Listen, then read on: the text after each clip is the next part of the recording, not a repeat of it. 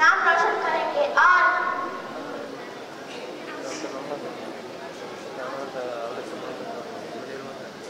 Freedom fighter हूँ। मुझे तमिलनाडु की झांसी की रानी भी कहा जाता है। मैं हिंदुस्तान की पहली औरत हूँ जो ईस्ट इंडिया कंपनी के खिलाफ जंगी। Thank you. చిత్ర ప్రమీల జీవన్ రాజు గారి చిత్రపటానికి జ్యోతి ప్రజ్వలన కార్యక్రమం ఉంటుంది సార్. అందరూ కూడా వేదికలో ప్రజలందరూ కూడా ఈ కార్యక్రమంలో పాలు పంచుకోవాలని పేరు పేరున ఆహ్వానిస్తున్నాం సార్.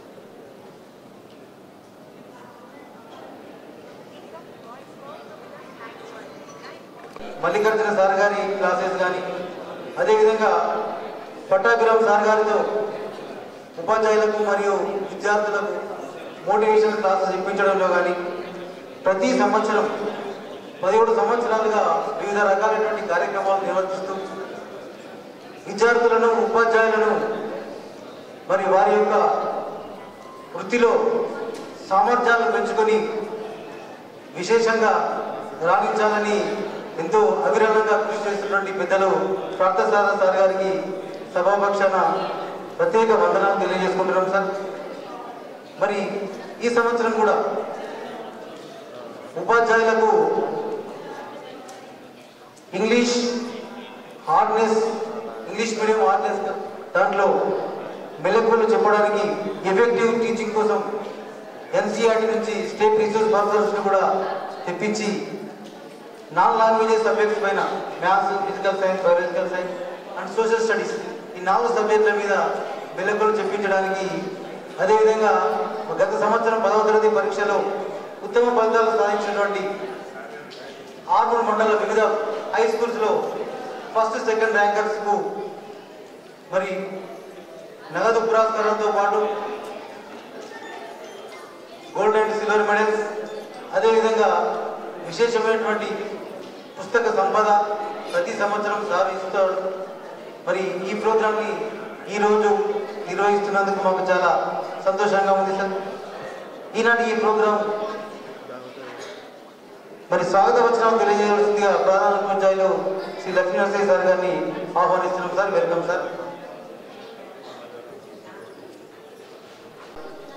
ఆధ్వర్యంలో దాని యొక్క వ్యవస్థాపకులు గౌరవులు పార్థసారథి సార్, ఎలక్షన్ కమిషనర్, మాజీ ఎలక్షన్ కమిషనర్, వేదికమైనటువంటి పెద్దలు అందరికీ కూడా మరి ఇక్కడ హాజరైనటువంటి ఉపాధ్యాయులందరికీ కూడా స్వాగతం సుస్వాగతం తెలియజేస్తూ మరి సార్ గారు గత 17 సంవత్సరాలుగా మరి ట్రస్ట్ ద్వారా విద్యార్థులకు అనేక రకాలుగా సేవలు అందిస్తూ వారిని మంచి పౌరులుగా తయారు చేయడానికి ట్రస్ట్ ఆధ్వర్యంలో సార్ కృషి వినలేనిది.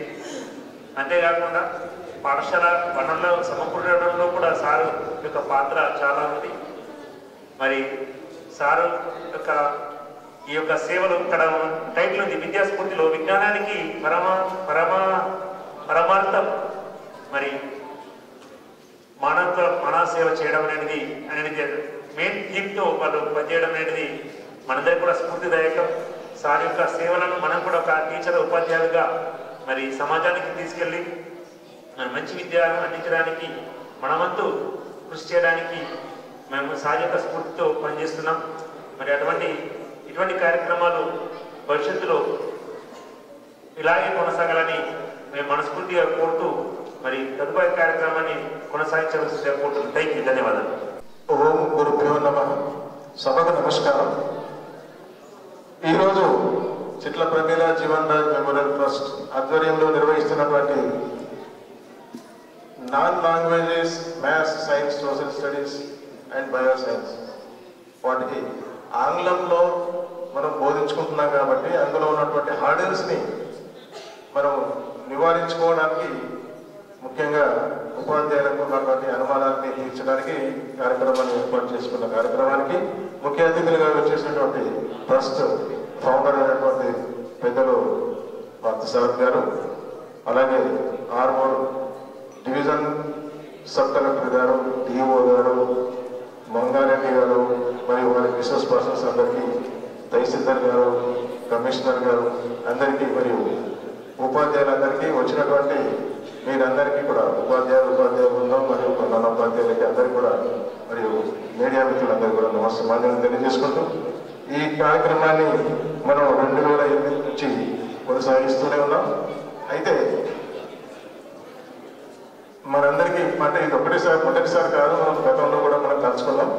అందరం కూడా విద్యని అంటే పిల్లల్లో జ్ఞానాన్ని పెంపొందించుకోవడానికి ప్రభుత్వ పరంగా చేస్తున్నటువంటి కార్యక్రమాలకి మనం చేయుత ఇవ్వాలన్న ఆలోచనతో మనం ఈ విద్యాస్ఫూర్తి కార్యక్రమాన్ని ట్రస్ట్ ద్వారా సార్ నిర్వహిస్తూ ఉన్నాడు. అందులో ముఖ్యంగా భాగంగా మొదలు 10th లో పాస్ అయినటువంటి మొదటి, సెకండ్ ర్యాంక్ పిల్లలకి అవార్డుతో పాటు వాళ్ళకి స్టడీ మెటీరియల్, అలాగే ఉపాధ్యాయులకు కూడా మరి మంచి శిక్షణ కార్యక్రమాన్ని ఏర్పాటు చేయడం కూడా జరిగింది.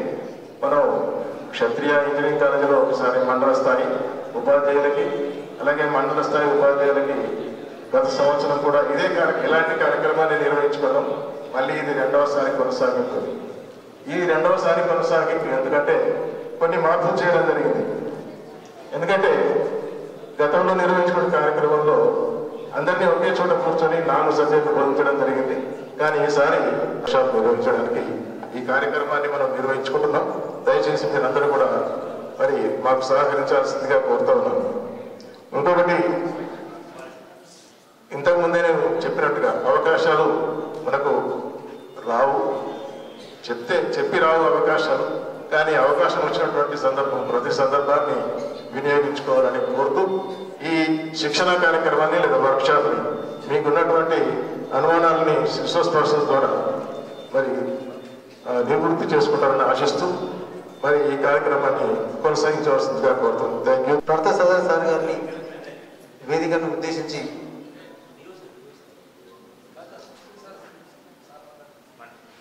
సార్ గారిని ఆహ్వానిస్తున్నాం. Sir welcome sir. Welcome sir. కార్యక్రమం మొదలెట్టే ముందు మనకు డాక్టర్ పట్టాభి గారు ఈ మధ్యనే పరమపదించడం మనందరికీ తెలుసు. 2008లో మనం ఈ కార్యక్రమాలు మొదలుపెట్టినప్పుడు దాని తర్వాత కూడా టీచర్స్ వర్క్షాప్ హైదరాబాద్లో పెట్టినప్పుడు కానీ ఇక్కడ కూడా పిల్లలకి వ్యక్తిగత వికాసం మీద వారు క్లాసులు తీసుకున్నారు కాబట్టి చాలా ఉన్నతమైన వ్యక్తి. వారి గురించి నేను చెప్పనక్కర్లేదు. మన తెలుగు రాష్ట్రాల్లో అందరికీ చాలా కాలంగా చాలా సంవత్సరాలుగా సేవలు అందించారు. వారు ఈరోజు మన మధ్యలో మన రాష్ట్రంలో కానీ లేరు కాబట్టి ఒక్కసారి వారి స్మరణార్థం మనం ఒక 2 నిమిషాలు గంటలు ఇద్దామని చెప్పి కోరుతా ఉన్నాను.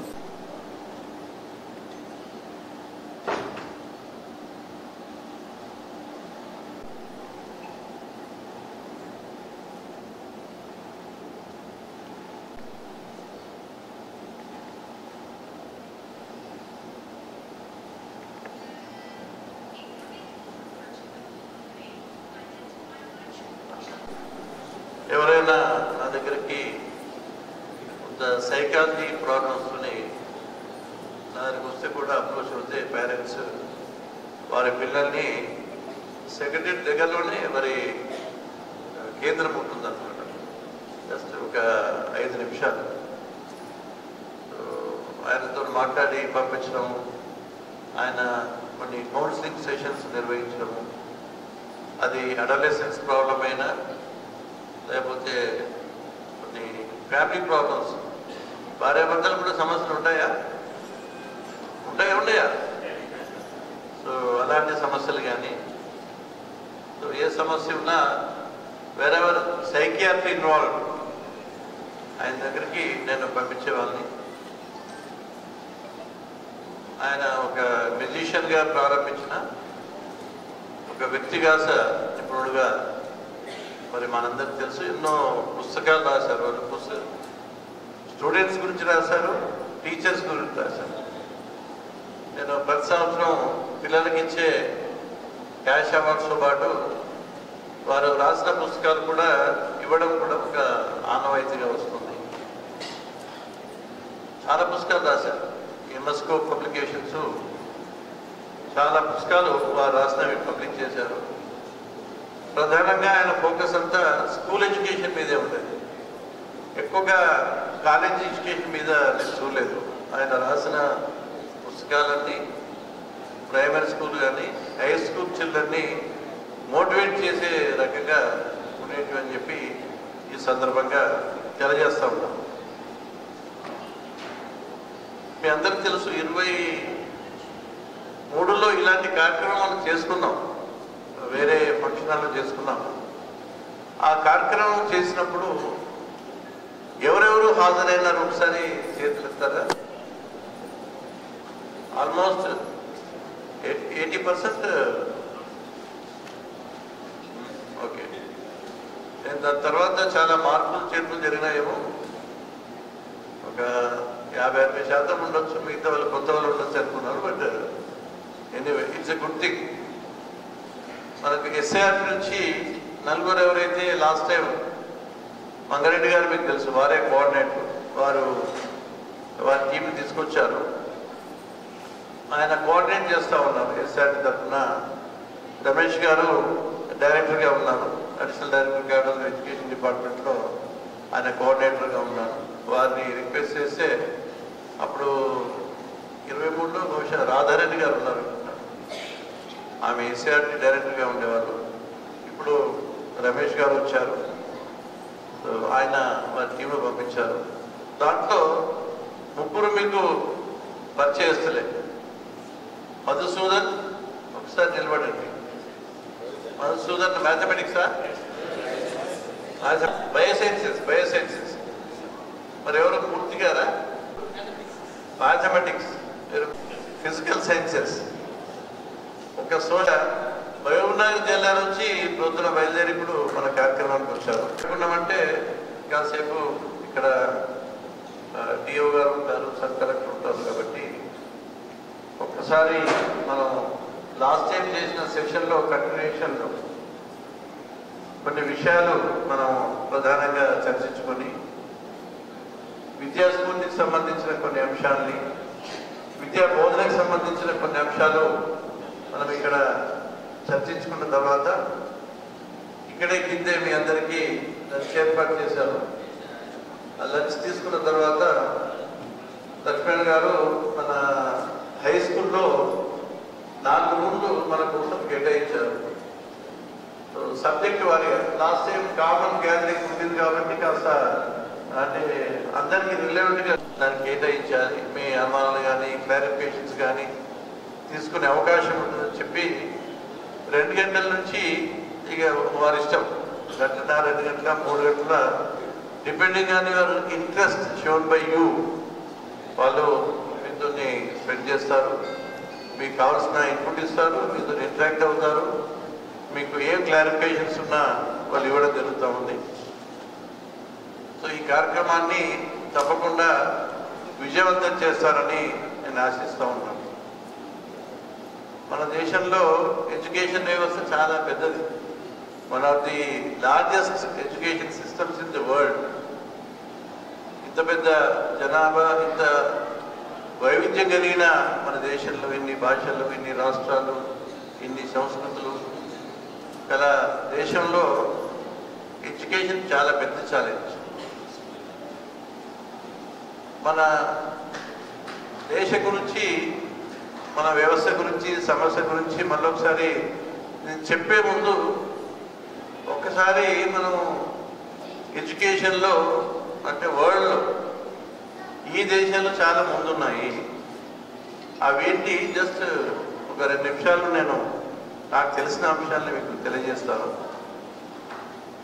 మొదట నేను జపాన్తో ప్రారంభిస్తాను. జపాన్లో 1872 అంటే సుమారు 150 సంవత్సరాల కింద వారు ఒక నిర్ణయం తీసుకుని మనం 2011లో రైట్ టు ఎడ్యుకేషన్ యాక్ట్ ఏదైతే పాస్ చేసుకున్నామో మన భారతదేశంలో అలాంటిదే చట్టం వాళ్ళు 1872లో ప్రభుత్వం నిర్ణయించుకొని వారు ఎడ్యుకేషన్ ఒక ప్రాథమిక హక్కుగా గుర్తించి ఆ రాష్ట్రంలో ఉన్న ప్రజలందరికీ ప్రభుత్వ పరంగా విద్యను అందించడం జరిగింది. ఆ దేశంలో ప్రధానంగా ఫోకస్ అంతా క్యారెక్టర్ బిల్డింగ్. మీకు అందరూ తెలుసు, 2వ ప్రపంచ యుద్ధం తర్వాత ఈ న్యూక్లియర్ బాంబు మనం మాట్లాడుతూ ఉన్నాము.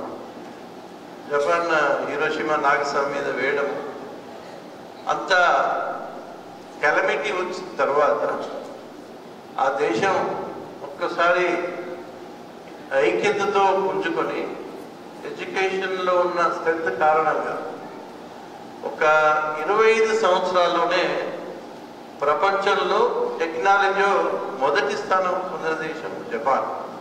జపాన్ అంటే మనకు కార్లు గుర్తొస్తాయి, కెమెరాలు గుర్తొస్తాయి, రోబోట్స్ గుర్తొస్తాయి. ఇప్పుడు హ్యూమనాయిడ్ రోబోట్స్ కూడా జపాన్లో తయారు చేస్తారు. అంటే టెక్నాలజీని ఒక ఉన్నతమైన స్థాయికి తీసుకురావాల్సిన పరిస్థితి ఆ దేశంలో వచ్చింది. అంటే 150 సంవత్సరాల కృషి వల్ల ప్రపంచంలో ఆ స్థాయికి జపాన్ ఈరోజు చేరుకుంది. 2వ దేశం సింగపూర్. చాలా చిన్న దేశం, చిన్న సిటీ. 1965 అనుకుంటాను మలేషియా నుంచి వారికి స్వాతంత్రం వచ్చింది. సింగపూర్కి వచ్చిన తర్వాత లివాన్ క్యూ అనే అతను ప్రైమ్ మినిస్టర్ అయ్యారు. ప్రైమ్ మినిస్టర్ అయిన తర్వాత అతను బాగా ఏడ్చాడు. ఎందుకంటే మన బాంబేలో, ఢిల్లీలో ఎట్లాగైతే స్లమ్స్ ఉంటాయో ఆ రకంగా సింగపూర్ ఉండింది 1965లో. 65లో పెద్ద దూరం కాదు. అంటే మనకు స్వాతంత్రం వచ్చిన చాలా సంవత్సరాల తర్వాతనే వాళ్ళకి స్వాతంత్రం వచ్చింది. అప్పుడు ఈ బాంబే, ఢిల్లీలో ఏదైతే మనకు స్లమ్స్ కనిపిస్తాయో ఆ రకంగా సింగపూర్ ఉండింది. ఆ ప్రైమ్ మినిస్టర్ ఏడ్చిన తర్వాత ఆయనకు అనిపించింది ఇక నా స్ట్రెంత్ ఏం లేదు, వాళ్ళకు ల్యాండ్స్ లేవు, ఇండస్ట్రీస్ లేవు, జీరో రిసోర్సెస్. ఒక జీరో రిసోర్సెస్ ఉన్న ఒక దేశం. ఆయన ఒకటే అనుకున్నాడు, నాకున్న స్ట్రెంత్ ఈ దేశంలో ఉన్న పిల్లలు, వాళ్ళకి కనుక నేను ఒక స్టాండర్డ్ ఎడ్యుకేషన్ ఇవ్వడం, వాళ్ళకి కనుక సరి అయిన శిక్షణ ఇచ్చి నేను డెవలప్ చేసుకుంటే నా దేశం బాగుపడుతుందనే ఒక గట్టి నిర్ణయం తీసుకొని అక్కడ ఇంజనీర్స్కి ఎంత బాగా ట్రైనింగ్ ఇస్తారో ఒక సఫాయి కర్మచారికి కూడా అంతే క్వాలిటీ ట్రైనింగ్ ఇస్తారు. అంటే ప్రతి సిటిజన్కి ఏ ప్రొఫెషన్ అయినా ఏ వృత్తి అయినా సఫాయి కర్మచారి స్థాయి నుంచి ఇంజనీరింగ్ స్థాయి వరకు ఒక క్వాలిటీ ట్రైనింగ్ ఇవ్వడము వారిని డెవలప్ చేయడం జరిగింది. ఆ దేశంలో అది ప్రధాన విషయం. సింగపూర్లో ఇప్పుడు per capital income one of the highest దేశం సింగపూర్. మన దేశంలో కూడా పొలిటీషియన్స్ వాళ్ళ స్పీచ్లు ఇస్తూ ఉంటే సింగపూర్ను మనం మోడల్గా తీసుకుందాం, ముందుకు పోదాం అని చెప్తా ఉంటాం. మూడవ దేశం మన పక్కన దేశం చైనా. చైనా కూడా మనకంటే అభివృద్ధి చెందిన దేశం కాదు. ఒక 90s కన్నా ముందు 90sలో డెంగ్ జియోపీ వచ్చిన తర్వాత అతను ప్రపంచంలో ఉన్న దేశాలన్నీ తిరిగి మామగారు ఏదైతే మార్క్సిజాన్ని అక్కడ ఇంప్లిమెంట్ చేశారో దానికి కొంత భిన్నంగా అతను ఈ డెవలప్డ్ కంట్రీని చూసి క్యాపిటలిస్ట్ ఎలిమెంట్ని చైనాలో ప్రవేశపెట్టడం, ఇన్ఫ్రాస్ట్రక్చర్, ఎడ్యుకేషను, మ్యానుఫ్యాక్చరింగ్ ఇవన్నిటి మీద ఫోకస్ చేయడం జరిగింది. అక్కడ ఎడ్యుకేషన్లో జపాన్లో ఫోకస్ అంతా character building. It was character building. సింగపూర్లో అంతా ఎవ్రీ సిటిజన్కి క్వాలిటీ ఎడ్యుకేషన్. చైనాలో వాళ్ళ ఫోకస్ టాలెంట్ మీద లేకుండే, వాళ్ళ ఫోకస్ అంతా ఓన్లీ హార్డ్ వర్క్. టాలెంట్ కన్నా మించింది హార్డ్ వర్క్. అది ఒక సేలెంట్ ఫీచరు. రెండవ ఫీచర్ ఏంటంటే పిల్లలతో పాటు పేరెంట్స్ కూడా ఎడ్యుకేషన్లో యాక్టివ్ పాత్ర తీసుకోవడం చైనా యొక్క ప్రధాన అంశం. స్కూల్కి స్టూడెంట్ వెళ్ళిన తర్వాత ప్రతిరోజు ఆ పాఠశాల నుంచి ఆ పిల్లల తల్లిదండ్రులకి కనీసం ఒక 10 మెసేజెస్ వస్తాయి అక్కడ పేరెంట్స్. అంటే పేరెంట్స్ని చాలా క్లోజ్గా ఇన్వాల్వ్ చేశారు చైనా. సో చైల్డ్ డెవలప్మెంట్ నుంచి వాళ్ళు ఒక క్రమశిక్షణ కలిగిన సిటిజన్ లాగా డెవలప్ అయ్యే వరకు వాళ్ళు పేరెంట్స్ సపోర్ట్ పూర్తి తీసుకున్నారు. ఇక ప్రతిరోజు పేరెంట్కి ఒక 10 మెసేజ్లు ఉంటే చూడండి. అంటే చైల్డ్ మీద, వాళ్ళ చైల్డ్ మీద ఏం జరుగుతుంది, ఏ ప్రోగ్రెస్ ఉంది, ఏ ప్రాబ్లమ్స్ ఉన్నాయి, వాళ్ళేం చేయాలి అన్న కంటెంట్ మీద వాళ్ళకి మెసేజ్లు వచ్చాయి. ఇప్పుడు చైనా పరిస్థితి మనం చర్చించే పరిస్థితులు లేవు. అది ఇప్పుడు అమెరికాని బీట్ చేసి మొదటి స్థానం ప్రపంచంలో ఉండే అధికారం ఉంది. గత సంవత్సరం చైనా వెళ్ళొచ్చారు. చాలా అద్భుతమైన దేశం.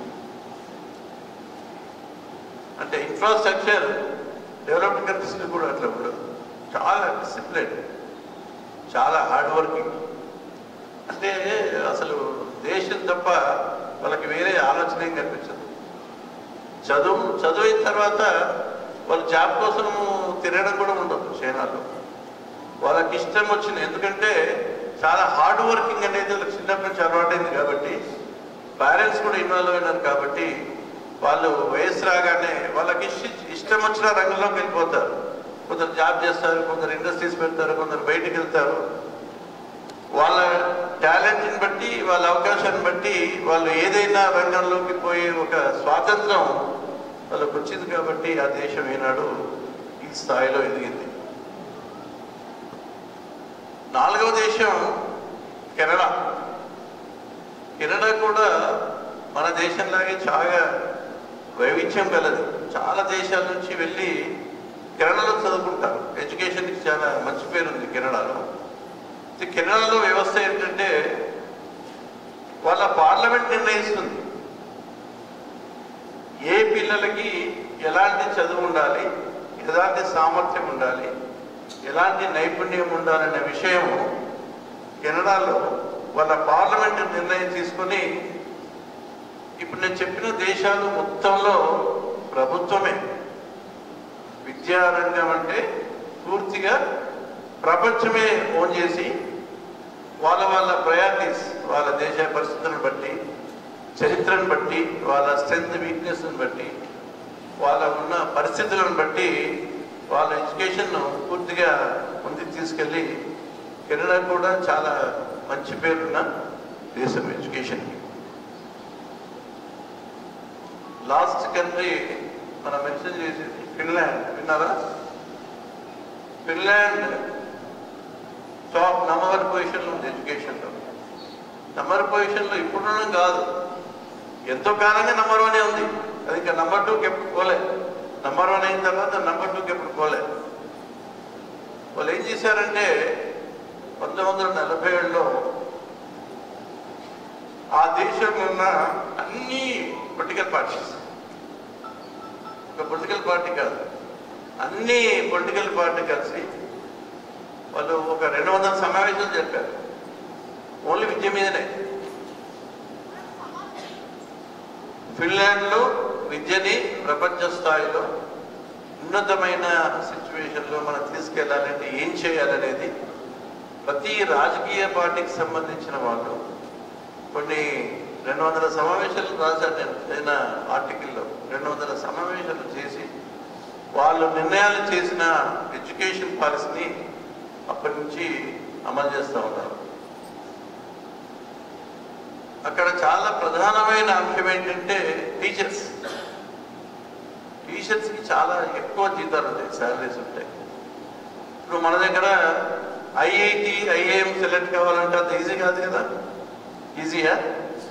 కాదు. అక్కడ టీచర్ కావడం కూడా అంత కష్టం. అంటే టీచర్ సెలక్షన్ అనేది మన దగ్గర ఐఐటి, ఐఐఎంకి సెలెక్ట్ కావాలంటే ఎంత పగడ్బందీగా స్క్రీనింగ్ చేస్తారో అంత స్క్రీనింగ్ ఫిన్లాండ్లో జరుగుతుంది. దాని తర్వాత ఒక 4 సంవత్సరాల పాటు విగరస్గా వాళ్ళకి ట్రైనింగ్ ఉంటుంది టీచర్స్కి. దాని తర్వాతనే టీచర్స్ అవుతారు. అక్కడ ఎడ్యుకేషన్ సిస్టంలో మన ఎంఏఓ లాగా డిప్యూటీ డిఓ వీళ్ళు వచ్చి ఇన్స్పెక్ట్ చేయడం ఉంది కదా మన వ్యవస్థ. No inspection system. అంటే టీచర్స్ని అంత క్వాలిటీ టీచర్స్ని సెలెక్ట్ చేసి వాళ్ళకు పూర్తి స్థాయిలో ట్రైనింగ్ ఇచ్చి ఆ ఎడ్యుకేషన్ని ఒక స్థాయిలోకి తీసుకెళ్ళిన దేశం ఫిన్లాండ్. చాలా చిన్న దేశం అండి. Singapore is small city. Finland కూడా మీరు మ్యాప్లో చూడండి ఉంటుంది. సోషల్ స్టడీస్లో మ్యాప్ అయితే చేయిస్తారు కదా, ఫిన్లాండ్ కూడా ఇట్లా మూలకుంటుంది చిన్నగా. అంటే మనం జపాన్ లాంటి ఒక మాదిరి దేశంని ఆలోచించాము. చైనా లాంటి మనకన్నా జనాభాలో నంబర్ 1 నుండి ఇప్పుడు నంబర్ 2 అయింది, మనం నంబర్ 1 అయినాము. అంత పెద్ద దేశం గురించి ఆలోచించాము. సింగపూర్ లాంటి చిన్న సిటీ కంట్రీ, అట్లాగే కెనడా కూడా మంచి పెద్ద దేశమే. అంటే ఒక దేశం చిన్నదైనా పెద్దదైనా అక్కడున్న పొలిటికల్ లీడర్షిప్ కానీ అక్కడున్న సమాజం కానీ పూర్తిగా విద్యను ఒక బాధ్యతగా తీసుకొని ఆ దేశాల్లో పనిచేయడం, వాళ్ళు ప్రపంచ స్థాయిలో చాలా మేటిగా ఉన్నారనే వాస్తవాన్ని మీకు అందరికీ తెలియజేస్తూ ఉన్నాను. ఒక్కో దేశానికి ఒక చరిత్ర ఉంటుంది, పరిస్థితులు ఉంటాయి. మన దేశం చాలా సంక్లిష్టమైన దేశం. ఎంతోమంది ఇన్వేడర్స్ వచ్చారు, మన దేశాన్ని పరిపాలించారు. బ్రిటిష్ పరిపాలించారు, వేరే చుట్టుపక్కల ఉన్న కింగ్డమ్స్, ఎంపైర్స్. మనంతా బానిసలుగా చాలా కాలం బతికాం. 100 సంవత్సరాలు బానిస ప్రభుత్వం కింద మనం బతికాం. మన ఒరిజినల్ సివిలైజేషన్ మన భారతదేశంలో ఏదైతుందో అది చిన్న భిన్నం అయిపోయింది. మనకున్న విద్యా వ్యవస్థ, సనాతనమైన విద్యా వ్యవస్థ. ఇప్పుడు మీరు గయా నుంచి వచ్చారు, మన సబ్ కలెక్టర్ గారు, వారిది బీహార్లో గయా డిస్టిక్. దాని పక్కనే నలంద డిస్టిక్ట్ ఉంటుంది. నలంద విశ్వవిద్యాలయం వారి జిల్లా పక్కనే ఉంటుంది. మేము బీహార్ ఒక 2 సంవత్సరాల కింద స్పెషల్ ఆఫీసర్గా వెళ్తే నలంద విశ్వవిద్యాలయం, గాయా, బోధగయ ఇవన్నీ మేము విజిట్ చేసి వచ్చాము. సో నలంద విశ్వవిద్యాలయంలో కొన్ని లక్షల పుస్తకాల్ని కాల్ చేశారు, మీ అందరికీ తెలుసు. సో మనకి అప్పుడు గురుకుల వ్యవస్థ ఉండేది. అప్పుడున్న విద్యా వ్యవస్థ చిన్న భిన్నం అయిపోయింది. మనకి ఇన్వేటర్స్ వచ్చారు, వాళ్ళు వెళ్ళిపోయారు, వాళ్ళ కింద బానిసలుగా ఉన్నాం. 40ఏళ్ళలో స్వాతంత్రం వచ్చిన తర్వాత ఇప్పుడు ఇంకా లిటరసీ గురించి 100% పాస్ కావాలనే సబ్జెక్ట్ని మన దేశంలో మనం సమీక్షించుకుంటా ఉన్నాం. ఎనీవే ఇది చాలా లాంగ్ టర్మ్ చాలా సంబంధించిన విషయం. ఎడ్యుకేషన్లో చాలా పెద్ద ఎత్తున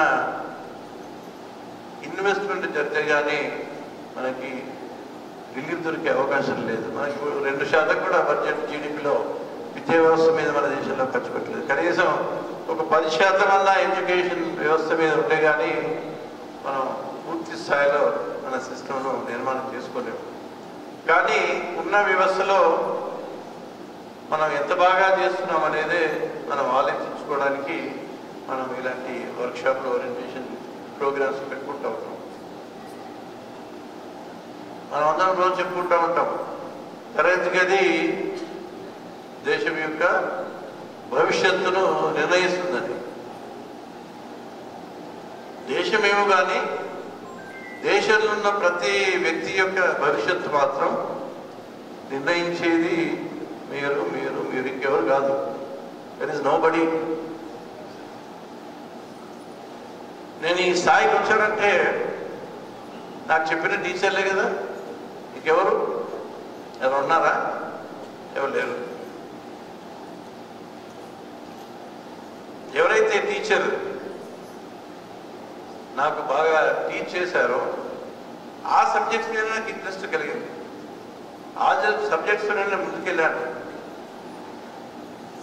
ఇప్పుడు మా హై స్కూల్లో చెప్పిన టీచర్స్ ఎవరు లేరు అనుకుంటారు, ఎవరు బతికి లేరు.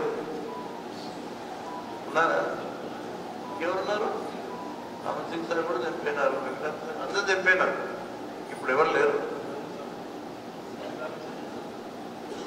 మాకు వెంకటాద్రి గారిని ఇంగ్లీష్ టీచర్, ఆయన మాకు ఫౌండేషన్, ఇంగ్లీష్లో వేసిన ఫౌండేషన్. రాజేశం గారని నేను ఇంటర్మీడియట్ ట్యూషన్ వెళ్ళాను, ఆయన జువాజీ లెక్చరర్, ఆయన దగ్గర ట్యూషన్ వెళ్ళాను. అప్పుడు బయాలజీ అంటే నాకు చాలా విపరీతమైన ఇంట్రెస్ట్ డెవలప్. కర్ణక్ గంగనాథ్ సార్ అని పిప్పర్గేడ్లో ఉంటారు, చాలా సంవత్సరాలు చనిపోయి. వారు మా ఫాదర్ ఫ్రెండ్. మా ఫాదర్ ఆయన దగ్గర పంపించేవారు. ఆయన చేసింది ఏంటంటే, మేము వెళ్ళినప్పుడు 9th 10th క్లాస్ అని చెప్పే విషయం, ఆయన పారాగ్రాఫ్ రాయించేది మాత్రం. ఇంగ్లీష్ పుస్తకాల నుంచి కొన్ని పారాగ్రాఫ్లు ర్యాండమ్గా తీసి ఆ పారాగ్రాఫ్ రాయించి దాని మీద కొన్ని ప్రశ్నలు ఇచ్చి మమ్మల్ని సమాధానం రాయించేవారు.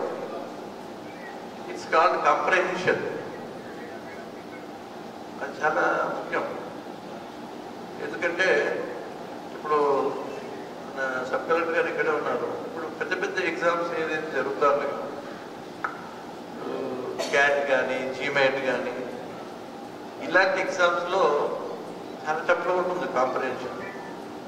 వాళ్ళు ఒక పారాగ్రాఫ్, ఒక పేజ్ ఇస్తారు, కొన్ని ప్రశ్నలు ఇస్తారు, సమయం ఇస్తారు. ఆ ప్రశ్నలకు జవాబు మనం రాయాలంటే చాలా కష్టమవుతుంది,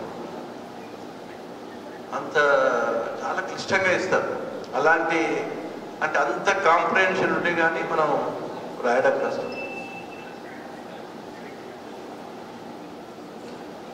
ఎవరైతే నాకు బోధించారో, నేను జిల్లా కలెక్టర్గా చేశాను కరీంనగర్లో.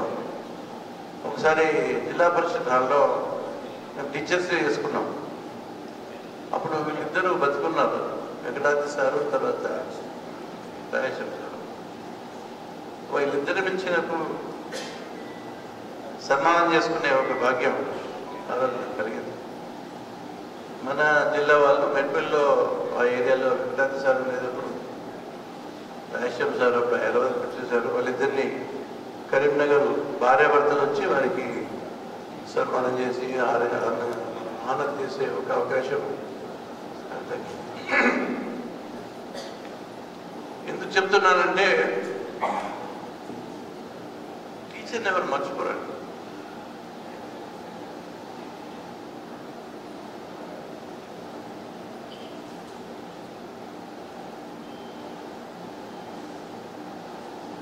అంటే బేసిక్గా టీచర్ మీ కెరియర్ డిసైడ్ చేస్తారు, మీ పిల్లల కెరియర్. టీచర్ అనే వ్యక్తి ఒక సబ్జెక్టు కనుక బాగా చెప్తే ఆ సబ్జెక్టు హృదయానికి కనుక స్టూడెంట్ కనిపిస్తే ఆ సబ్జెక్ట్లో ముందుకెళ్ళిపోతారు. అప్పుడే డిసైడ్ అయిపోతుంది కెరియర్. చాలా ముఖ్యం. ఇప్పుడు దీంట్లో మీ డిఓ గారు ఉన్నారు, అశోక్ గారు. వారు డైరెక్ట్ సీనియర్ లెక్చరర్, డిఓ ఇన్ఛార్జ్గా ఉన్నారు. ఆయన మ్యాథమెటిక్స్ చాలా జమ్మతులు. ఒకవేళ అశోక్ గారు లాంటి వారు నాకు హై స్కూల్లో టీచర్గా ఉంటే నేను ఐఐటి ఐఎం మన చెప్పాలంటున్నాగా ఎక్కడికో పోయేవాడిని. దర్శనం మీ సబ్ కలెక్టర్ గారు ఐఐటి గౌహతి, బీహార్లో నలంద జిల్లాకు సంబంధించిన వాళ్ళు, ఐఐటి గౌహతి చేసి కెమికల్ ఇంజనీరింగ్, జర్మనీ చాలా ఫేమస్. కెమికల్ ఇంజనీరింగ్లో పీజీ చేయడానికి వెళ్ళారు జర్మనీకి. ఆ దోసలు రహే ఒక 2 years చేశారు. రీసెర్చ్ స్కాలర్గా ఉన్నారు అక్కడ పీజీ చేయడానికి. అక్కడేదో కొంత మన ఇండియన్ ఫారిన్ సర్వీస్ వాళ్ళు ప్రిన్స్ కావడం, వాళ్ళు కొంత అంతవరకు ఆయనకు ఐడియా లేదు సివిల్స్ రాద్దామని, యూపీఎస్సీ రాద్దామని ఐడియా లేదు. అతను ఈ wanted to become a technocrat. కానీ ఎందుకో వారి మిత్రులు అక్కడ ఇన్స్పైర్ చేయడంతో, మోటివేట్ చేయడంతో ఆయన సివిల్స్ రాసి యూపీఎస్సీ నుంచి 2023 సో 23 బ్యాచ్ ఐఎస్ ఆఫీసర్గా ఫస్ట్ పోస్టింగ్ మన ఒకసారి క్లాబ్స్లో మనం ఆయన వచ్చే 2-3 వారాలు కూడా కాలేదు. First time Armoor ghat sub collector. IAS వచ్చిన తర్వాత ట్రైనింగ్ అయిన తర్వాత ఫస్ట్ పోస్టింగ్ సబ్ కలెక్టర్గా ఇస్తారు. ఒక బ్యాచ్లో 4, 5, 6 ఇట్లా వస్తూ ఉంటారు. కొన్ని డివిజన్స్ ఎయిర్ మార్క్ ఉంటాయి. ఆర్డీఓస్ ఇచ్చే బదులు ఐఏఎస్ డైరెక్ట్ రిక్రూట్స్కి సబ్ కలెక్టర్స్గా పోస్టింగ్స్ ఇస్తూ ఉంటారు. అంటే వాళ్ళు నిజంగా నేర్చుకునేది ఇప్పుడు మొదలైందన్నమాట. వారు ఇప్పుడు ఈ డివిజన్లో అన్ని డిపార్ట్మెంట్స్ ఒక అవగాహన కలుగుతుంది. అంటే కలెక్టర్ చేసే ముందు ఒక డివిజన్ చేయడం చాలా ఇంపార్టెంట్. అన్ని రంగాల మీద, అన్ని సబ్జెక్ట్స్ మీద ఫీల్డ్లో బాగా తిరుగుతూ ఉంటారు సబ్ కలెక్టర్స్. కాబట్టి వాళ్ళకు అవగాహన డెవలప్ అవుతుంది. ఆయన వచ్చే రోజుల్లో నేను రిక్వెస్ట్ చేస్తూ ఉన్నాను, మీ స్కూల్స్ కూడా విజిట్ చేయమని, మిమ్మల్ని కూడా ఫీల్డ్లో ఇన్స్పైర్ చేయమని నేను వాడిని కోరుతా ఉన్నాను. మీ డిఓ గారు కూడా basically is an academician. Diet అంటే ఎస్సీఆర్టీ, డైట్ ఇవన్నీ ట్రైనింగ్ ఇన్స్టిట్యూషన్స్, అకాడమిక్ ఇన్స్టిట్యూషన్స్. ఇవన్నీ ఫ్రెష్గా ఎవరు టీచర్స్ సెలెక్ట్ అయినా వాళ్ళు శిక్షణ ఇస్తూ ఉంటారు. సో అశోక్ గారు కూడా మీకు డిఓగా ఉండడం ఒక రకంగా మీ అదృష్టంగా నేను భావిస్తూ ఉన్నాను. ఈ కార్యక్రమం చేసిన తర్వాత వారు దీని అమలు ఎలా జరుగుతుందని నేను చూస్తాను సార్. తప్పకుండా నేను బాధ్యత తీసుకుంటాను. మీరు ఇంత ఇంట్రెస్ట్తోని ఈ కార్యక్రమం ఏర్పాటు చేస్తున్నారు కాబట్టి నేను ఫాలోఅప్ కింద నేను కూడా స్కూల్స్ విజిట్ చేస్తాను. ఎంత ఎఫెక్టివ్గా మన టీచర్స్ ఈ కార్యక్రమాన్ని అమలు చేస్తున్నారనేది నేను సమీక్షిస్తాను, వాళ్ళకి సలహాలు ఇస్తాననే మాట చెప్పారు. ఇప్పుడు ఏదో ఇప్పుడు మన విద్యారంగాన్ని ఒక్కసారి విశ్లేషిస్తే 3 రకాలుగా ఉంది. ఒకటి ఏంటంటే పేరెంట్ సెంటర్స్ ఎడ్యుకేషన్ అంటారు. పేరెంట్ సెంటర్డ్ అంటే కార్పొరేట్స్, ప్రైవేట్ స్కూల్స్. అంటే తల్లిదండ్రులు చిన్న ఎల్కేజీ, యూకేజీలో చదివించడానికి 1,00,000 నుంచి హైదరాబాద్లో 5 లక్షల వరకు సంవత్సరానికి పే చేస్తాం. ఇంటర్నేషనల్ సిలబస్ 5 లక్షల వరకు అవుతుంది. 1,00,000 రూపాయల నుంచి 5 లక్షల రూపాయలు PP2, PP1. So corporate schools అన్నమాట. వాళ్ళకి మరి స్టేట్ నేషనల్ ఏది నాకు తెలియదు, నాకు అవగాహన లేదు సిలబస్ మీద. మొత్తానికి అంత డబ్బు ఖర్చు ఎవరు పెడుతున్నారు? ఇది తల్లిదండ్రులు. తండ్రులకి ఎవరికైతే తాహతుందో వాళ్ళు మా పిల్లలు వాళ్ళ జీవితంలో బాగా ఎదగాల, ముందుకు పోవాలా, షైన్ కావాలని చెప్పి బాగా ఖర్చు పెట్టి చదివిస్తున్నారు. కాబట్టి ఈ ప్రైవేట్ కార్పొరేట్ ఎడ్యుకేషన్ని నేను పేరెంట్స్ సెంటర్ ఎడ్యుకేషన్ అంటాను. ఎందుకంటే పేరెంట్స్ కారణంగా, స్టూడెంట్స్ కారణంగా కాదు, టీచర్స్ కారణంగా కాదు, పేరెంట్స్ కారణంగా ఆ ఎడ్యుకేషన్ సిస్టమ్ కొనసాగుతాం. రెండవ సిస్టమ్ టీచర్ సెంటర్డ్. ఈ వ్యవస్థ టీచరు అండ్ అడ్మినిస్ట్రేషన్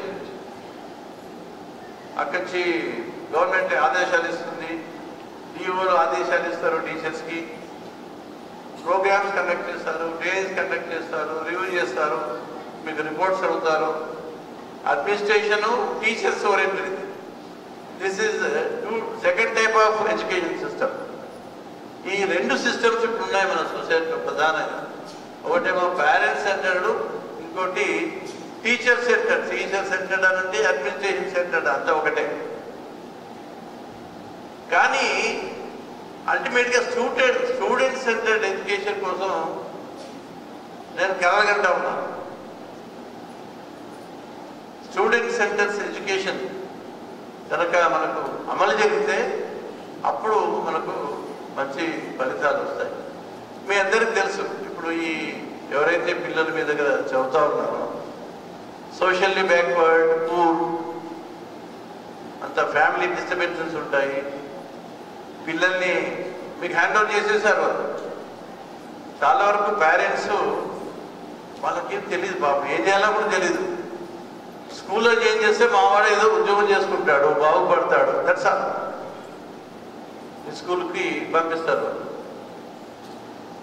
వాళ్ళకి ఇంకా కొద్దిగా మిడిల్ క్లాస్ పేరెంట్స్ కూడా ఏం చేస్తారంటే వాళ్ళు ఇన్స్ట్రక్షన్స్ ఇస్తారు పిల్లలకి, లేకపోతే సలహాలు అయినా ఇస్తారు. అరే చదువుకోపో, తొందరగా పో, ఏం ఆడుకుంటావు, చదువుకో, సినిమాకి ఎందుకు, టీవీ చూస్తున్నావు, పో, చదువుకో. They give instructions. లేకపోతే సలహా ఇస్తారు, అడ్వైజర్. నువ్వు బాగా చదువుకోరా, నువ్వు కష్టపడితే కదా నీకు మంచి పోస్ట్ వచ్చేది, జాబ్ వచ్చేది, మాలాయన ఉంటావా, మాలాయన కూలీ చేస్తావా, మాలాయన బతుకులుంటాయని అని సలహా ఇస్తుంటారు. ఈ రెండు రకాల ఇన్స్ట్రక్షన్స్ పేరెంట్స్ ఇస్తారు. కానీ పేరెంట్స్ పిల్లల్ని దగ్గర కూర్చుని పెట్టుకొని ఆప్యాయంగా అడిగి ఏం చదువుతున్నావు, ఏం సమస్య, నీకు అర్థమవుతుందా ఏంటి అనేది డెప్త్గా వెళ్ళి వాళ్ళకు సమయాన్ని ఇచ్చి సమీక్ష చేసే అవకాశం మీ స్కూళ్ళలో చదివే పిల్లలకి నాకు అర్థమైనంత వరకు లేదు. They hand over children to teachers. కాబట్టి మీ పాత్ర చాలా ఇంపార్టెంట్ అని నేను చెప్తా ఉన్నాను. మీ బాధ్యత ఎక్కువ ఉంది.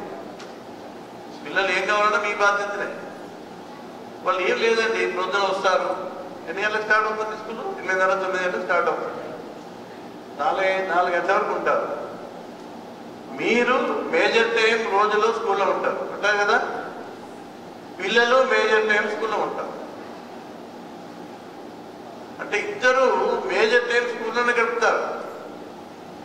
స్కూల్ నుంచి ఇంటికి పోయిన తర్వాత 1-2 గంటలు ఆడుకుంటారు. వాళ్ళ తల్లిదండ్రులు ఏదో భోజనం పెడతారు, పడుకుంటారు, అంతేనా? మార్నింగ్ లేవడము, స్నానం చేయడము, మీ దగ్గరికి వచ్చేసేయడం.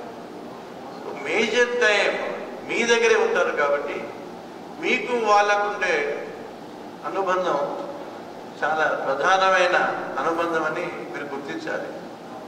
అల్టిమేట్గా మనం టీచర్స్ కంటే ముందు మనుషులమనే విషయం మనం గుర్తుపెట్టుకోవాలి. ఎందుకంటే టీచర్గా ఇప్పుడు సరే కొట్టే తిట్టే వ్యవస్థ లేదని అనుకుంటున్నాను. కొడతారు ఎప్పుడన్నా? కొట్టే వ్యవస్థ లేదు, తిట్టే వ్యవస్థ కూడా లేదు, అది పోయింది. సో కనీసం వాళ్ళతో ఆప్యాయంగా ఉండి వాళ్ళని మోటివేట్ చేసి చదివించే బాధ్యత మీరు తీసుకుంటారని నేను ఆశిస్తూ ఉన్నాను. ఇప్పుడు ఎగ్జిస్టింగ్ సిస్టమ్ ప్రాబ్లం ఒకటే. లాస్ట్ టైం నేను చాలా 1 hour 15 minutes నేను మాట్లాడాను. లాస్ట్ టైం సెషన్ మీరు అందరూ విన్నారు. మీకు ఏదో కొంత ఒక 25% అన్నా గుర్తుంటుంది. మెయిన్ ప్రాబ్లం ఏంటంటే మీరందరూ హైలీ క్వాలిఫైడ్, టాలెంటెడ్, ఎక్స్పీరియన్స్డ్. అంటే మేము కరెక్ట్గా ఉన్నప్పుడు చూసేవాళ్ళం కదా, ఒక కట్టలాగా ఉంటారు, వాళ్ళని చూసేది వాళ్ళు చూస్తూ ఉంటుంది. సో మొబైల్స్, టెలివిజన్ కలిపి అంత సైలెంటే. ఇంట్లో కూడా స్కూల్లో సైలెన్సే, ఇంట్లో సైలెన్సే. సైలెన్స్ ఎక్కడ ఫలితాలు ఇస్తుందో చెప్పండి. It will not give any result. So silence అనే విషయాన్ని జాగ్రత్తగా గమనించండి. ఆ సైలెన్స్ బ్రేక్ చేయాలి. సైలెన్స్ బ్రేక్ చేసి ఏదో పిల్లలకి ఒక ఇంట్రెస్టింగ్ కలిగే పద్ధతిలో చెప్పాలి. మీకు బీడీలో చెప్పారు, ట్రైనింగ్లో చెప్పారు. నేషనల్ ఎడ్యుకేషన్ పాలసీ 86 అనుకుంటా స్టార్ట్ అయింది. 86 పాలసీ నుంచి 2020 పాలసీ వరకు మనం ఏ కొత్త విషయాలు మాట్లాడుకోవట్లేదు, ఇవే విషయాలు మాట్లాడుకుంటున్నాం. ఇప్పుడు మీ రిసోర్స్ పర్సన్ నడితే అతను పెడగాలికి ప్రాక్టీసెస్ చెప్తాడు, టీఎల్ఎన్ ప్రాక్టీస్ చెప్తాడు, teaching and learning practices, strategies అంటాడు, వ్యూహాలు అంటాడు. అసలు దాని పేరు చెప్పంటే ఒక 30-40 చెప్తావా మనసునా? రాస్తే చెప్పినట్టున్నాడు, వ్యూహాలు, స్ట్రాటజీస్ అని 30-40 చెప్పాడు. ఎక్స్పెరిమెంట్ అంటారు, యాక్టివిటీ అంటారు, ఫ్లో చార్ట్ అంటారు, డ్రాయింగ్ అంటారు, మైండ్ మ్యాపింగ్ అంటారు, క్విజ్ అంటారు, పజిల్ అంటారు, సెమినార్ అంటారు. ఇవన్నీ స్ట్రాటజీలు, వ్యూహాలన్నీ ఉన్నాయి. బట్ వ్యూహాలని చెప్తా ఉన్నారు, మీరు మాట్లాడుతూ ఉన్నారు. బట్ ఏది అమలు? అశోక్ గారు ఇదేనండి. వీళ్ళందరినీ పిచ్చేది ఏంటంటే మనం చెప్పే వ్యూహాల్లో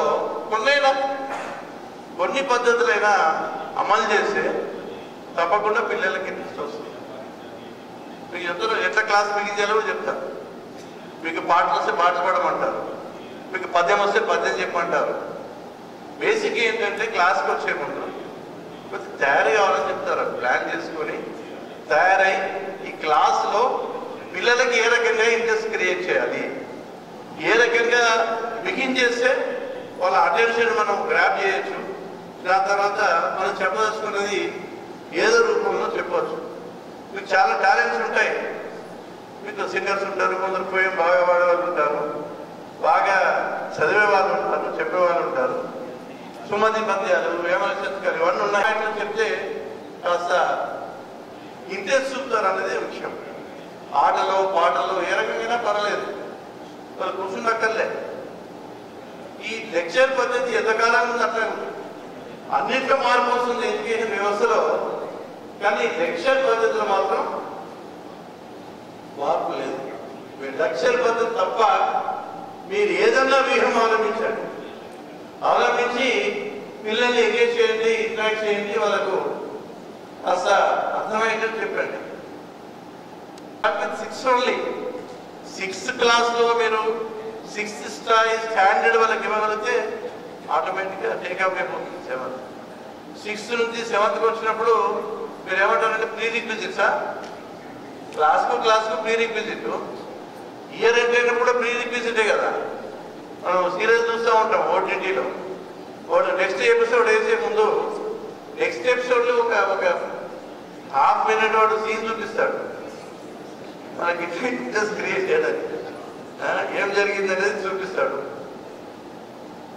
ఏం జరగబోతుంది అనేది కొంచెం టెంప్ట్ చేస్తాడు.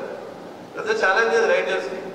2 days బ్యాకే ఈ టెలివిజన్ రైటర్స్, సీరియల్ రైటర్స్ ఒక 100 మందితో మాట్లాడారు. ఏం సీరియల్ అండి బాబు, ఏది సీరియల్ గంటలు ఎన్ని రోజులు అయిపోతున్నాయి. ఒకసారి నేను ఒక సీరియల్ చూశాను. చూసిన తర్వాత ఒక 1 month ఆగాడు, లాభం లేదు. మొఖం చూపిస్తున్నాడు, ఏం జరగట్లేదు. భోజనమే చేశారా అంతకంటే పెద్ద ఏం జరగలేదు. ఒక ఎపిసోడ్ అయిపోయింది. సరే ఒక 1 నెల తర్వాత చూస్తే సీరియలే ముందు జరగట్లేదు. అరే ఆర్టిస్ట్ ఎడిటింగ్ ఎట్లుందో అట్లే ఉంది. అందరు మొక్కలు చూపించడము, ఏది ఇది అక్క చెల్లెళ్ళు కొట్టుకోవడము, అత్త కోడలు ఒకటే కొట్టుకోవడం తెలుసు మనకి. అక్క చెల్లెళ్ళు, తల్లి కొడుకులు వీళ్ళందరూ కొట్టుకుంటారు మన సీరియల్లో. ఎందుకు ఈ వాతావరణం స్పైల్ చేస్తున్నారు? ఈ డైలీ సీరియల్స్ మాత్రం చాలా హ్యావెట్.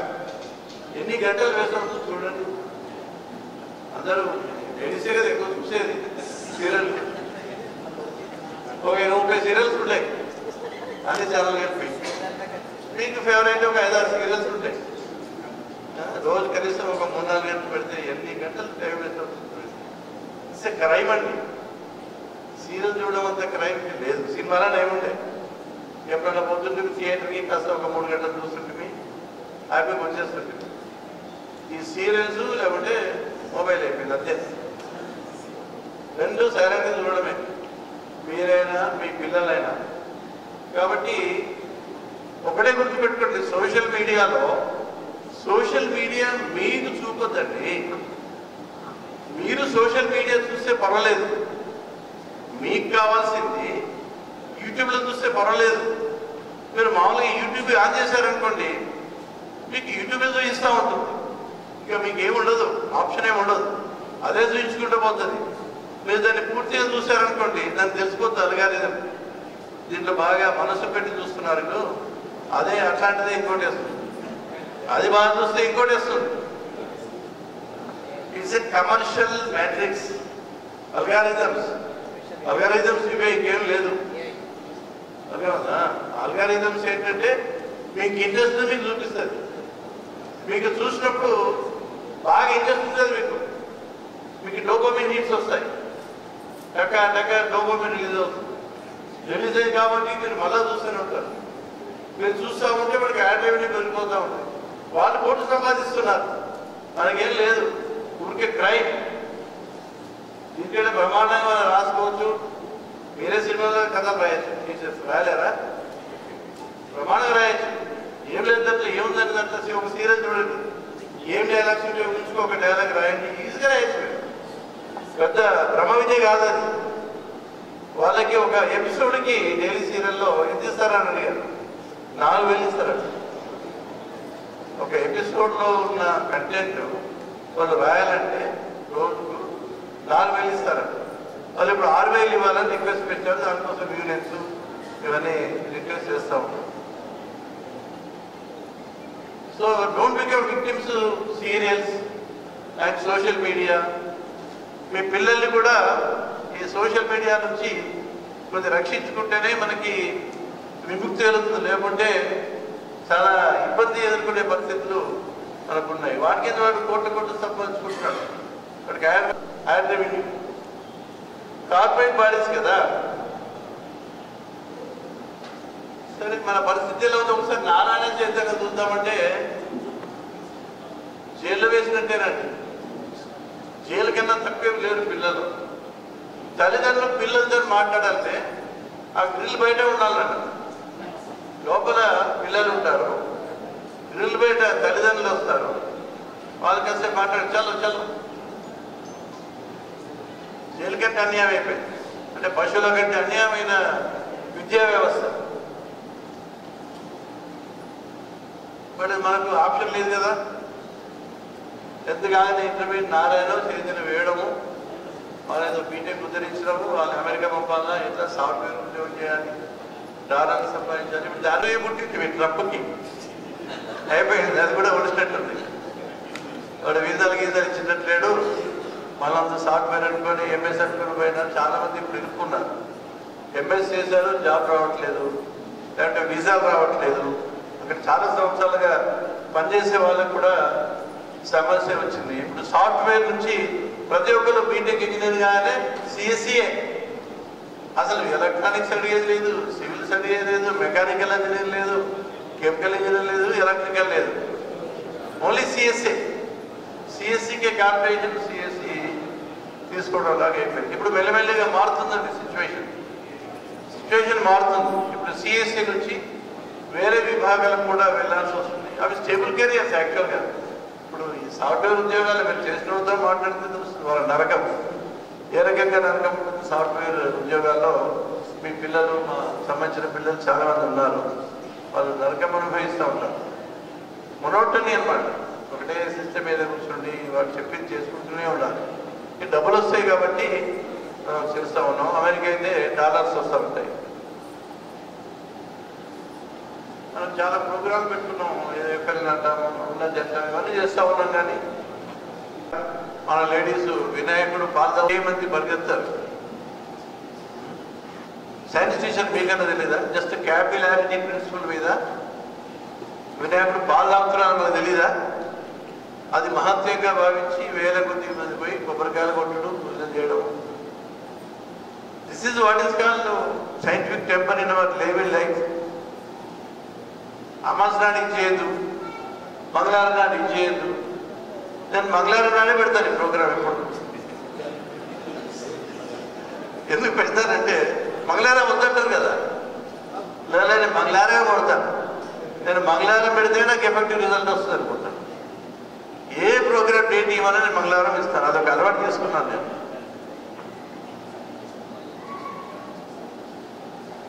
తుమ్ము వస్తే బయటకు పంపము.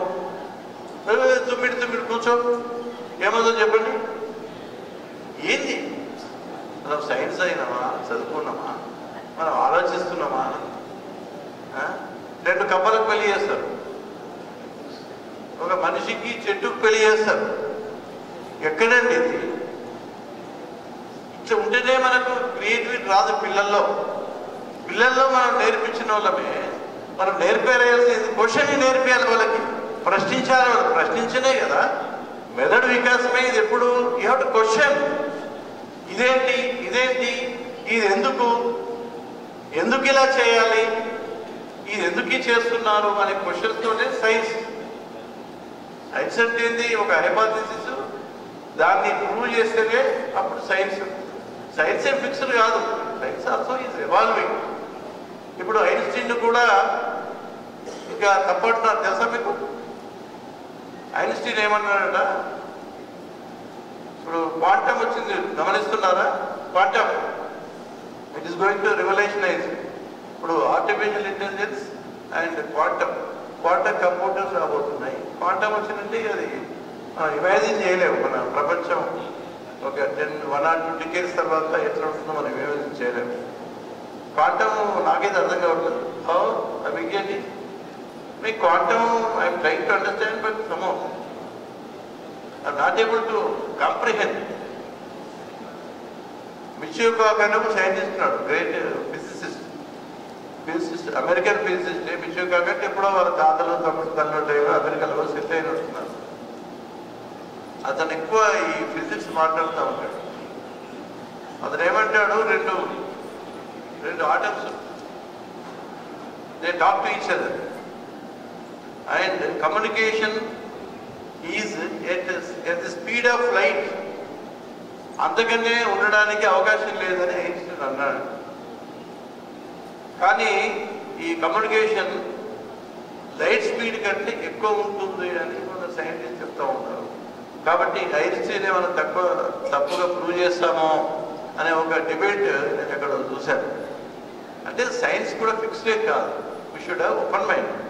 సైన్స్ మనం టెక్నాలజీ పెరుగుతున్నా కొద్దీ, సైన్స్ ఎక్స్పెరిమెంటల్గా ప్రూవ్ చేస్తున్నా కొద్దీ అది ఎవాల్వ్ అవుతూ ఉంటుంది. బయాలజీ వాళ్ళు ఎంతమంది ఉన్నారు?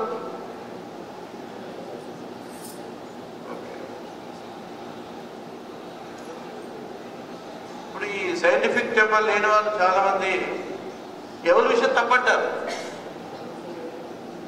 కోతి నుంచి మనిషి ఎట్లా వస్తారంటారు. చెప్పగలుగుతాను ఇవాళ బయాలజీ కదా. నేను అంటాను, కోతి నుంచి మనిషి ఎట్లా వస్తారు? కోతి ఆనే ఉంది, మనిషి అనే ఉంటాడు. కోతి నుంచి మనిషి వచ్చిందా? పెద్ద జోక్ ఇది అంటా ఉన్నారు. ఎవరు బయాలజీ ఎవరైనా ఆన్సర్ ఇస్తారా దీనికి? బయాలజీ ఎవరైనా ఆన్సర్ ఇస్తారా? నేను డార్వినే నేచురల్ సెలక్షన్ నాకు నమ్మకం లేదు, తప్పంటాం. కోతి నుంచి మనిషి ఎట్లా వస్తాడు? కోతి నుంచి మనిషి వస్తే కోతి ఎందుకు ఉంటుంది? మనిషి డెప్త్ క్వశ్చన్ అండి. Evolutionary biology biologist every day they face this question. ఎవరైతే ఎవరైతే ట్రెడిషనల్ కమ్యూనిటీ ఉందో ఎవల్యూషన్ సైన్స్ ఏదంతా బాగా సైన్స్ లేదు ఏం లేదు అనే వాళ్ళు ఎవరైతే ఉన్నారో సైంటిఫిక్ పేపర్ మ్యాగజైన్స్ ఎవరైతే ఉన్నారో వాళ్ళ మిమ్మల్ని వేసే ప్రశ్న ఎనీబడి అండి I will give you 1000 rupees prize. Whoever answers this question. It's a question relating to evolution. I'm social studies teacher, but I have little knowledge, so I don't know whether it is right or wrong. I don't know whether it is right or wrong. I would like to share my views. Animal is animal, human being is human being. కాకపోతే కానీ 4 కాళ్ళ కాస్త 2 కాళ్ళకి ఆ పరిణామ క్రమంలో అంటే అడవిలో ఉన్నప్పుడు ఆయనకు 4 కాళ్ళు అవసరం ఉంది. తర్వాత మన అవసరాలకు అనుగుణంగా శరీరం మారిపోవచ్చు. అలాగే కోతి కాస్త మన తోక కాస్త అది కూడా పరిణామం చెందుతూ మనకు అవసరం లేదు కాబట్టి మనం ఉండకము అలాంటి. You answer my question. Subject కాదు అడిగేది. Okay sir. కోతి నుంచి మనిషి ఉండదు, కోతి నుంచి మనిషి వస్తే కోతి ఎందుకుంది? Okay okay. కోతులు అంటే ప్రతి కోతి మనిషి కాలేదు. ఎందుకు కాలేదు?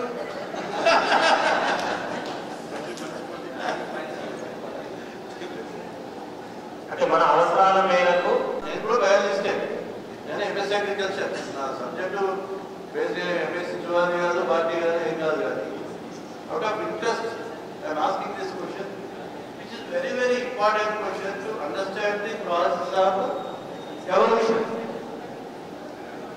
అంటే ఒక అంశం సింగిల్ సెల్ నుంచి మల్టీ సెల్లార్ వచ్చినాయి, ఆల్గే ఫంగే అని వచ్చినాయి.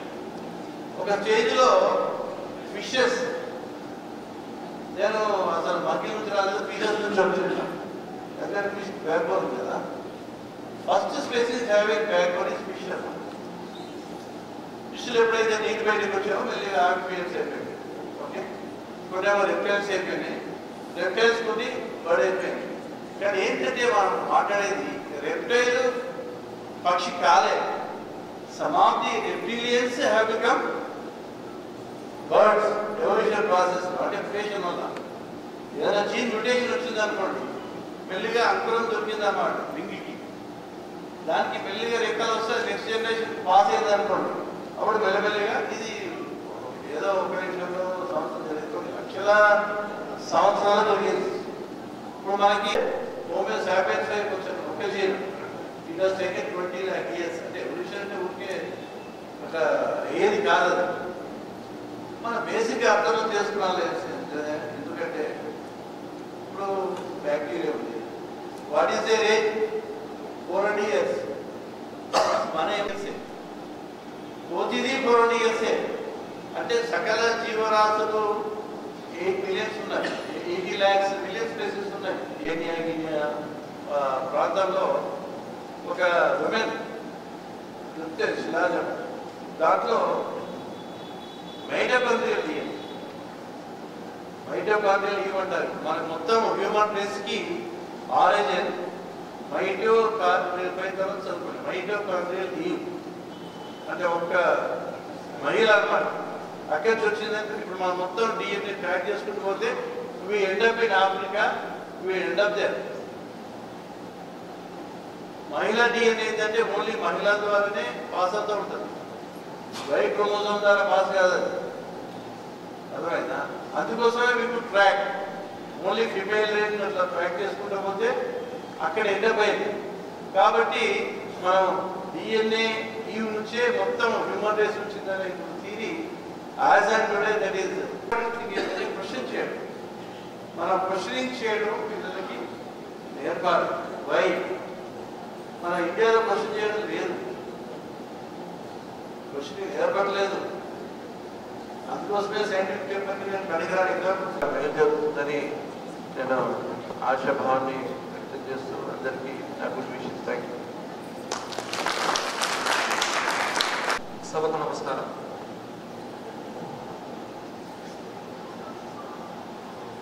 Honorable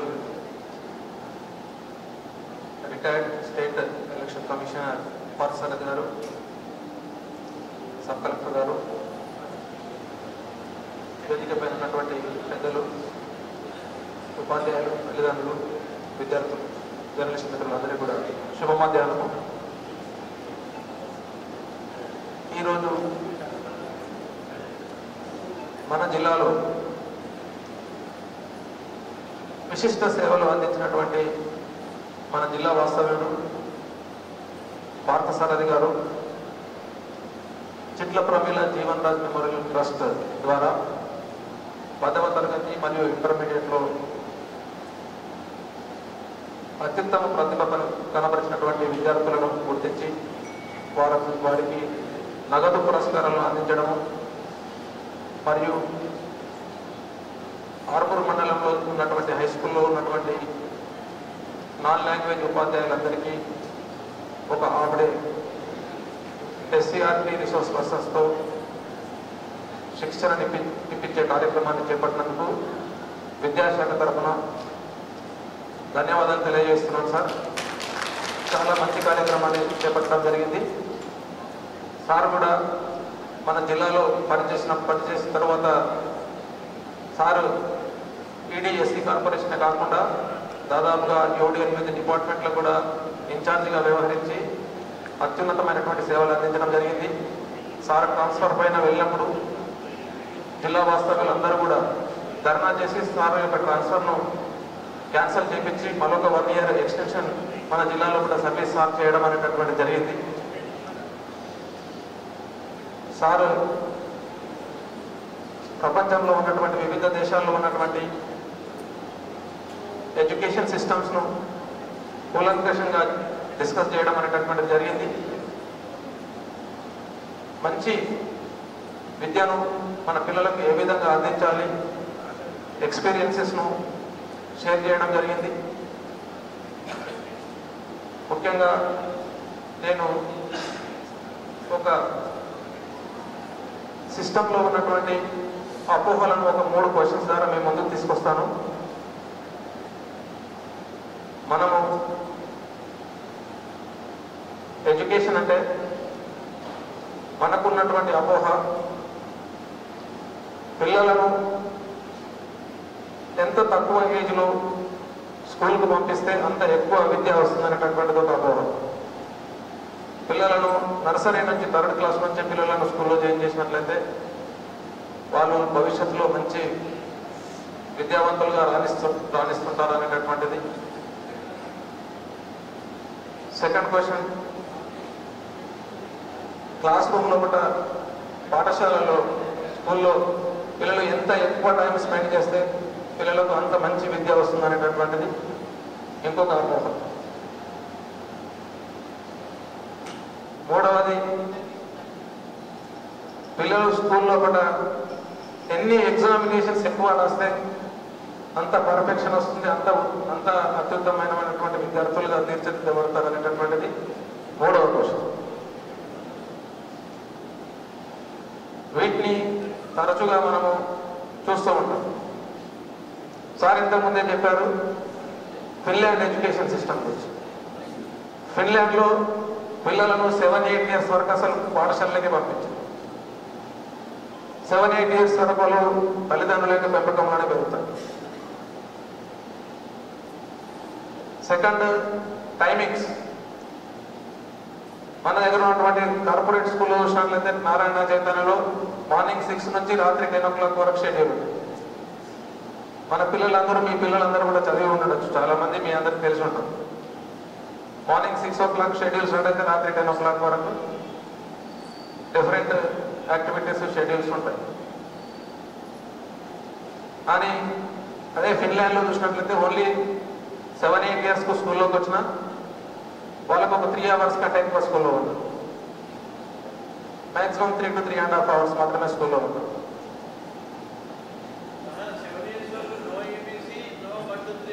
అంతే. Third one is very important. ఎన్ని ఎగ్జామినేషన్స్ రాస్తే అన్ని వాళ్ళ పిల్లలకి అంత నాలెడ్జ్ వస్తుంటుందని అనుకో. ఫిన్లాండ్లో అప్ టు 10th grade వరకు no standardise examination, no formative examination, no slip test, no project work. Standardisation examinations అనేటటువంటివే ఉండవు. అయినా కానీ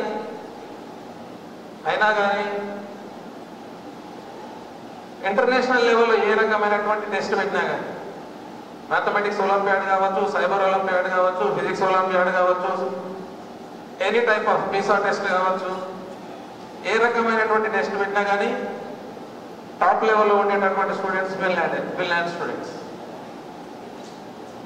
అంటే దీన్ని బట్టి ఏం తెలుస్తుంది? దీన్ని బట్టి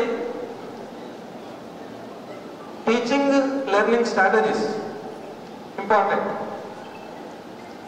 మనము ఏదైతే బోధనా పద్ధతులను పెడగాజికల్ మెథడ్స్ యూజ్ చేస్తున్నామో దాంట్లో మార్పు రావాల్సినటువంటి అవసరం ఉందనేటటువంటి విషయం తెలియజేస్తుంది. Various reasons n number of factors అనేటటువంటివి ఉండొచ్చు. సేమ్ అవే పద్ధతులను తీసుకొచ్చి మన దగ్గర ఇంప్లిమెంట్ చేయాలనేటటువంటి నా ఉద్దేశం కాదు.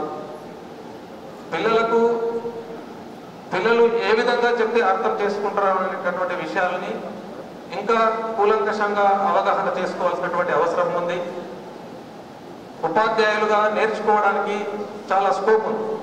మనకే అన్ని విషయాలు ఇప్పటికీ అన్ని అవగాహన అయిపోయినా ఇంకా కొత్తగా నేర్చుకోవాల్సింది ఏముంది అనేటటువంటి ఒక కంక్లూజన్కు ఉపాధ్యాయుడు ఎప్పుడు కూడా రావద్దు. ఉపాధ్యాయ వృత్తి అనేటటువంటిదే డైనమిక్, కంటిన్యూస్ లెర్నర్. ఉపాధ్యాయుడు నిరంతరం నేర్చుకుంటూనే ఉండాలి. ముఖ్యంగా ఉపాధ్యాయుడు క్లాస్ రూమ్లోకి వెళ్తున్నాడు అంటే ఖచ్చితంగా ఏ పాఠ్యాంశం అయితే చెప్తున్నాడో ఆ పాఠ్యాంశం పైన ఖచ్చితంగా ఒకటికి 2 సార్లు ప్రిపేర్ అయ్యి పిల్లలకు ఏ విధంగా బోధన చేస్తే బాగుంటుంది అనేటటువంటివి అవగాహన చేసుకొని తరగతి గదులకి వెళ్ళినట్లయితే ఖచ్చితంగా సత్ఫలితాలను సాధించడానికి అవకాశం అనేటటువంటిది ఉంది. దాని కొరకు ఈరోజు మీకు చాలా టెక్నిక్స్ మనకు ఎస్ఏఆర్ నుంచి వచ్చినటువంటి రిసోర్స్ పర్సన్ కూడా చెప్తూ ఉంటారు. ఎప్పుడైతే మనము కొత్త టెక్నాలజీస్ కొత్త టెక్నిక్స్ మనకు అలవాటు పడము, మనము మంచి ఉపాధ్యాయులుగా రాణించము. దానికి మంచి ఉదాహరణ గతంలో కూడా మీకు చెప్పడం జరిగింది, నోకియా ఫోన్. మీ అందరికి ఐడియా ఉందా? చాలా మంది చూస్తుంటారు నోకియా ఫోన్. ఒక 15-20 ఇయర్స్ బ్యాక్ వరల్డ్లో ప్రపంచంలో నంబర్ 1 ఉన్నటువంటిది నోకియా. ప్రతి ఒక్కరి దగ్గర 90 to 95% పాపులేషన్ దగ్గర నోకియా ఫోన్సే ఉంటుండే, ప్రతి ఒక్కరు కూడా. ఎప్పుడైతే ఆండ్రాయిడ్ సిస్టమ్స్ వచ్చినాయో నోకియా కంపెనీ ఆండ్రాయిడ్ సిస్టమ్కి అడాప్ట్ కాలేదు. అడాప్ట్ కాకుండా వాళ్ళ సేమ్ ప్లాట్ఫామ్ని కంటిన్యూ చేశారు. మమ్మల్ని బీట్ చేసేవారు ఎవరు అనేటటువంటి ధీమా వాళ్ళు. ఏం చెప్తుంది చరిత్ర? కాలగర్భంలో కలిసిపోయింది. ఎక్కడైనా నోకియా ఫోన్స్ యూజ్ చేస్తున్నారా ఇప్పుడు? Very few. సేమ్ ఇటువంటి చాలా ఎగ్జాంపుల్స్ ఉన్నాయి. కోడాక్ కంపెనీ కావచ్చు, మన హెచ్ఎండి కావచ్చు, ఎవరైనా సరే అప్డేషన్ అనేటటువంటిది చాలా ఇంపార్టెంట్. ఇక టీచర్స్గా మనకు చాలా ముఖ్యం. ప్రపంచం మొత్తంలో వచ్చేటటువంటి ట్రాన్స్ఫర్మేషన్స్ ఏమున్నాయో అవన్నిటిని అవగాహన చేసుకోవాలి. అవన్నిటిని కూడా పిల్లలకు చేరవేసేటటువంటి కర్తలను మనం. కాబట్టి నేర్చుకోవడం అనేటటువంటిది చాలా ఇంపార్టెంట్. మన స్కూళ్ళల్లో కూడా మన అన్ని స్కూళ్ళల్లో కూడా హై స్కూల్స్లలో కూడా ఇంటరాక్టివ్ ఫ్లాట్ ప్యానల్స్ ఇచ్చారు. ఇంటరాక్టివ్ ఫ్లాట్ ప్యానల్స్ను యూజ్ చేసి అద్భుతమైనటువంటి టీచింగ్స్ను, ఇంటరాక్టివ్స్ను యూజ్ చేసి మీ టీచింగ్స్ను డెవలప్ చేసుకోవడానికి అవకాశం అనేటటువంటిది ఉంది. మీరందరూ కూడా ఈరోజు ఈ కార్యక్రమానికి మూలమైనటువంటి వ్యక్తి శ్రీ పార్థసారథి ఐఏఎస్ రిటైర్డ్ మాజీ ఎలక్షన్ కమిషన్ చైర్పర్సన్ గారు, డిఓ గారు, అశోక్ గారు, ఎంఈఓ గారు, other officials and my SCRT team. And thank you very much, sir, for inviting us to interact with the teachers directly. In fact, I must say thanks to my director also, because he has sent this team to you to interact with you. మీకు తెలుసు, ముందు మేలనే trainings అయినాయి మీకు. ఆ ట్రైనింగ్లో ఒక మేళా లాగా district లెవెల్లో, స్టేట్ లెవెల్లో, డిస్ట్రిక్ట్ లెవెల్లో, తర్వాత మండల్ లెవెల్ అంటే స్కూల్ స్టూడెంట్స్కి అయితే డిస్ట్రిక్ట్ లెవెల్లో జరిగినాయి. ఒక మెసేజ్ అనేది వచ్చి ఉంటుంది. అయితే ఒక డార్క్ పాయింట్ ఎక్కడైతే ఉందో సారు ఆ పాయింట్ని పట్టుకున్నారు. ఏంటంటే మనము ఇంగ్లీష్ మీడియంగా స్కూల్స్ని ట్రాన్స్ఫార్మ్ చేసుకున్నాము. But there are some schools, the English medium and without English. Now, this is happening. What is the scenario? You know that as a teacher, what's happening around in your classroom situations. That point is very, very critical point where sir has discussed with me regarding what can we do. So I said very clearly that we'll have an interaction with the teachers. We have some strategies. Non-language teachers story. That we'll go, sir, we'll have a direct field interaction. Let's see how it's going to work it out. In fact, it's going to be a pilot project for us also. The resource persons, those who are here, the very experienced resource persons, how we can go the language into this our day-to-day transactional process. This is our idea. It doesn't mean that, you know, one thing I want to say very clearly, that when pedagogy is strong, if you have a minimal communication in English, it works out. When you do not have the pedagogical skills, classroom process, but if you have a good English also, it doesn't work it out. So this point is very important. In this situation, what we are going to try is, you know, what minimal language that we use every day, classroom transactions is very important. How the communication goes. For example, let's take the mathematics is there. There's a mathematical communication. How it goes into the minds of the children. Through the pedagogy, the strategies. So I know we had a discussion with the team also. The team members have come here to discuss those things. And category-wise and subject-wise, the different classrooms. So this is a very wonderful thing, but only you have blessed to have this kind of training program in the state. You must appreciate, sir, once again. I request you to have a round of applause for facilitating this wonderful thing. Thank you very much, sir, once again from the SCRT. And of course, the DO Garu has sensitized you in this regard. And of course, he is also an academician who talks about the classroom processes. The best DO, I know that because we visit a lot of districts now, there are many DOs who do not have any academic sensibility now. But he has here, he is working as a lecturer, and that's also very good. So these things really made us to have interact with you. At least now it doesn't mean that it's totally you're going to transform. But there is some change in you after this program. It's not only the end of this and we'll continue this. And really, this mandal, this our support, you know, if you want to take as a pilot, then we'll do that. We'll discuss with the director CR also regarding this. I think, hope you're ready here. Are you ready for that? Not ready? Getting any response from you? Yeah. So lunch is also ready now. We'll have lunch, and I hope this training is going to be useful for you. And this day is not going to be wasted in your profession. Thank you very much. Have a great day.